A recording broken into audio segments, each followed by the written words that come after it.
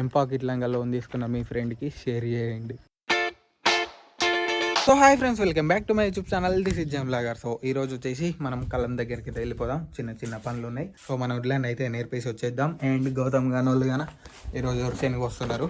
So రవితేయ గాడైతే ఎవ్వలేరు, వాళ్ళ పెదనాన్న ఉన్నాడు అండ్ వాళ్ళ తాత గోపిస్తున్నాడు. రవితేయ గాడు గాన హైదరాబాద్ పోయిండి, ఎగ్జామ్లు ఉన్నాయనేసి. లెట్స్ గో, మనం అయితే పోయి అట్లా ఒకసారి లుక్ వేసి వద్దాం, వాళ్ళది మనది ఎట్లా నడుస్తుంది అన్నది. సో గైస్ దేకో, ఈ ఓట్లు ఎట్లా కాలుతున్నాయి అంటే సుర్రో అంటున్నాయి. సో ఈ ఎండకు వీటిని దున్నాల్సిన అవసరం కానీ లేదు, అంత ఎండ కొడుతుంది. బట్ దబ్బిన ఎండాలంటే దున్నాలన్నమాట. దేకో ఎట్లున్నాయో మొత్తం. సో గైస్ ఇవే రవితేయ కానోళ్ళే ఆ కొంగలాలినాయి. అండ్ ఇది సో ఇక్కడ పక్కనే ఇంకా చాలామంది ఉన్నాయి. మొత్తం ఇరికిరుకున్నది. ఇంత పెద్ద ప్లేస్ ఖాళీగా పెట్టుకుని కానీ ఇట్లా పోస్తురు.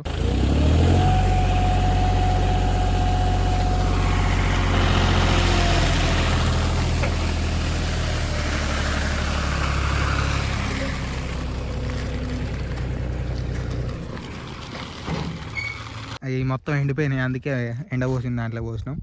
ఈ పచ్చిగా ఉన్నాయి, అందుకే ఇక్కడ సపరేట్ పోసేసినారు. అవి మళ్ళీ సపరేట్ ఉన్నాయి. ఇంకా ఇట్లా నడుస్తున్నది ఇక్కడ స్టోరీ.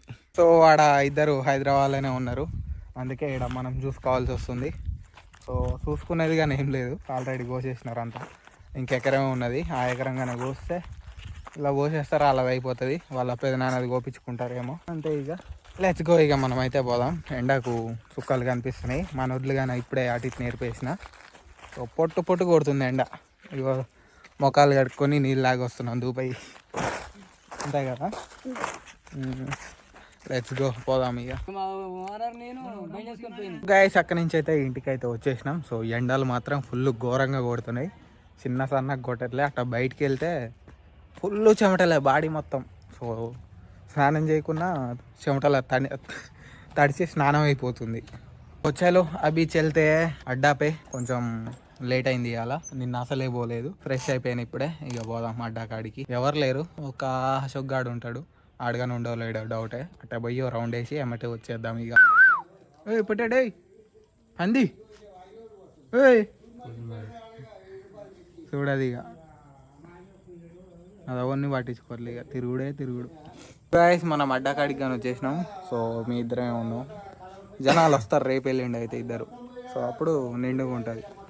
ఇంకోడేమో ఊరికి పోయిండు, ఇంకోడేమో ఇన్నే ఉంటాడు. మెసేజ్ చేస్తే ఆడే వస్తాడు ఇప్పుడు. So guys today I want to talk about something. So ఎంపాకెట్ కథ ఏంటంటే, సో ప్రతి ఒక్కరు లోన్ తీసుకొనే ఉంటారు వాళ్ళు డిగ్రీ చదువుతున్నప్పుడు ఎంపాకెట్లా ఖచ్చితంగా. సో వాడు ఫస్ట్ మనకు ఒక 500 ఇస్తాడనమాట. 500, 1000 అవుతాయి, 1000, 2000 అయితే, 2000, 10,000 అవుతాయి. సో అట్లా అయితే అందరు తీసుకొనే ఉంటారు. సో నేను దాన్ని ఎట్లా క్లియర్ చేసిన అంటే, బేసిక్గా నేను ఎక్కువ వాడుకోలేదు నా డబ్బులు, నేను తీసి మా ఫ్రెండ్స్కి ఇవ్వడమే సరిపోయింది. సో దానివల్ల నేను చాలా కాన్సిక్వెన్సెస్ కానీ ఫేస్ చేసిన. సో అట్లా మీరు మీ చేతిలో డబ్బులు ఉంటే తప్ప, మీ చేతిలో డబ్బులు ఉండి అయిపోతే పోయినాయి అనుకుంటే తప్ప ఎవరికి మనీ ఇవ్వకండి.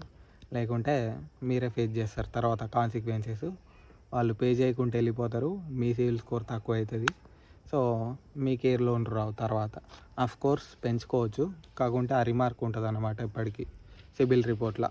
సో మా ఫ్రెండ్ గాడైతే ఒక 70K వరకు తీసుకున్నాడు. 70K వరకు అంటే ఒక 10K తీసుకుంటే దాని మీద వడ్డీ మీద వడ్డీ పడుతుంది అన్నమాట. సో అట్లా ఒక 17K వరకు అయినాయి. సో వాళ్ళు కాల్ చేస్తారు మనకి ఎప్పుడు అంతే. ఇక మనం పేమెంట్ చేయకుంటే మనకు కాల్స్ వస్తూనే ఉంటాయి. సో దానికి 2,000కు 4,000 అయితే, 4,000కి 8,000 కానీ అయితే. సో అంత ఎక్కువ వడ్డీలు వేస్తారనమాట. మన సివిల్ స్కోర్ పోతుంది, మనం అంత డబ్బులు కానీ కట్టలేం యాజ్ ఏ స్టూడెంట్, మన కాడ ఉండవు కానీ.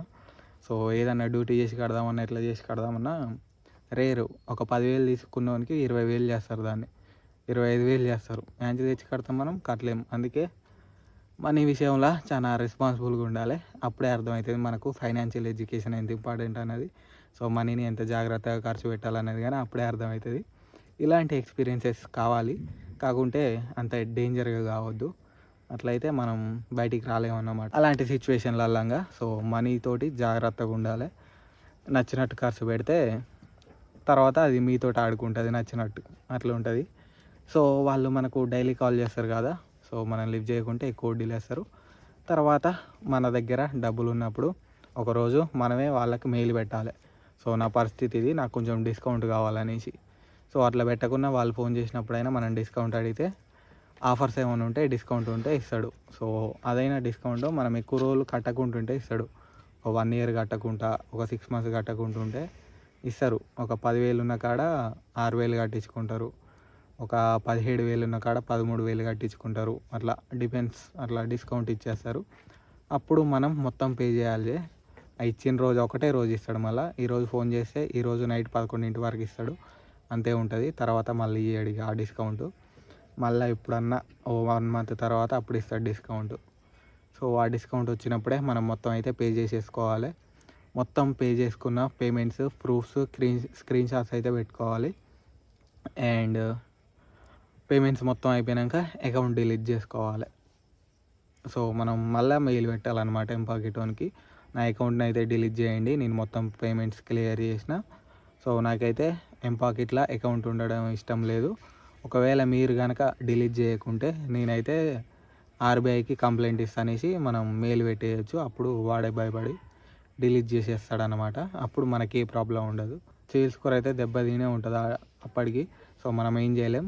సో అలాంటప్పుడు ఏం చేయాలంటే ఏదైనా బజాజ్ కార్డా, ఇంకేదైనా ఈఎంఐస్ ఉంటాయి కదా, అవి తక్కువ అమౌంట్లో మనకి ఏదైనా వచ్చేది ఉంటే ఆ అమౌంట్ తీసుకొని మళ్ళీ కట్టేయాలన్నమాట. అప్పుడు మనకు సిబిల్ స్కోర్ కొంచెం పెరగడం అన్నది జరుగుతుంది, లోన్లు రావడం జరుగుతుంది. అట్లుంటుంది. ఒక చిన్న మిస్టేక్ చేస్తే తెలియని ఏజ్లో ఇంత పెద్దగా డ్యామేజ్ అవుతుంది అన్నమాట లైఫ్లో, ఫైనాన్షియల్గా. అందుకే ఫైనాన్షియల్ నాలెడ్జ్ చాలా ఇంపార్టెంట్ అన్నమాట. సో అట్లా చాలా కథలు ఉంటాయి. ఎంపాకెట్ అయినా, స్లైస్లు అయినా, ఇంకా చాలా యాప్స్ ఉంటాయి. ఈ యాప్స్లలో తీసుకోవడమే మోసం. అసలు యాప్స్లలో రూపాయి కానీ తీసుకోకండి. తీసుకుంటే మీరే కాన్సిక్వెన్సెస్ ఫేస్ చేస్తారు. ఎందుకంటే ఎక్స్పీరియన్స్ తోటి చెప్తున్నా, ఈనండి జర. అండ్ అప్పు అయితే అసలు చేయకండి. సో ఏదైనా పనికి పనికి అప్పు చేయడం బెటర్, ఖర్చుల కోసం కాదు. సో మా ఫ్రెండ్ గాడైతే 17K తీసుకున్నాడు. ఈరోజు డీల్ మాట్లాడినాం. ఇప్పుడైతే ప్రస్తుతానికి 13,000కి వచ్చిండు. ఈరోజు నైట్ 11 వరకు టైం ఇచ్చేసిండు. సో వాడు కొంచెం డ్యూటీ చేస్తుండు కాబట్టి పైసలు ఉన్నాయన్నమాట. వానికి 15Kనో 16Kనో శాలరీ వస్తుంది. మొత్తం నాకే కొట్టేస్తాడు పైసలన్నీ. ఆయన అకౌంట్లో ఉంటే ఎంపాకెట్ కట్ చేసుకుంటుంది అనేసి నాకు కొడతాడు. సో ఖర్చులకు కావాలంటే నేనే అప్పుడప్పుడు కొడతా, అడిగినప్పుడల్లా 500 ఎంతో వాట్సాప్లో టెక్స్ట్ చేయగానే నేను కొట్టేస్తా, అయిపోతుంది. సో ఇప్పటికీ డ్యూటీకి 3 మంత్స్ అయిపోయింది. లాస్ట్ మంత్ మనీ మొత్తం ఇక కట్టేస్తున్నాడు అనమాట. ఇప్పటికి 13K. ఇప్పుడు ఇన్ని రోజులు ఖర్చులకు చాలా అమౌంట్ అయిపోయినాయి. ఇప్పుడు నా దగ్గర ఒక 9K ఉంటే దాంట్లో 8K కొట్టేసిన. అండ్ మిగతావి ఒక 5-6K బయట అప్పు అడిగిండంట. సో అవి నెక్స్ట్ మంత్ శాలరీ తోటి ఇచ్చేస్తాడు, ప్రాబ్లం ఏం లేదు. ఇక అట్లా మొత్తం కట్టేసిండు. అట్లా ఉంటుంది అన్నమాట.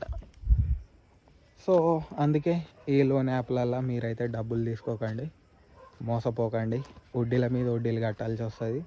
ఇట్లా సివిల్ స్కోర్ పోగొట్టుకోవాల్సి వస్తుంది. తర్వాత లోన్లు దొరకవు, ఏం దొరకవు, ఇబ్బంది పడాల్సి వస్తుంది. అట్లా ఫైనాన్షియల్గా కొంచెం నాలెడ్జ్ తెచ్చుకోండి. నా వీడియో చూసి కాదు, ఇంకా చాలా వీడియోలు ఉంటాయి, చూసి అయితే తెచ్చుకోండి. ఇక నా స్టోరీ అంటారా, నా స్టోరీ అయితే నేను మళ్ళీ ఇంకెప్పుడైనా షేర్ చేసుకుంటా. నాది కొంచెం ఇంట్రెస్టింగ్ ఉంటుంది. షేర్ చేసుకోవాల్సిన టైం వచ్చినప్పుడు చేసుకుంటా, ఇప్పుడే చెప్పాలనుకోవట్లేదు నేను. So that's it for today. Thanks for watching. Bye. ఈ వీడియో మీకు ఏదైనా నేర్పించుంటే లైక్ చేయండి, కమెంట్ చేయండి, షేర్ చేయండి. ఎంపాకెట్ లంగా లోన్ తీసుకున్న మీ ఫ్రెండ్కి షేర్ చేయండి.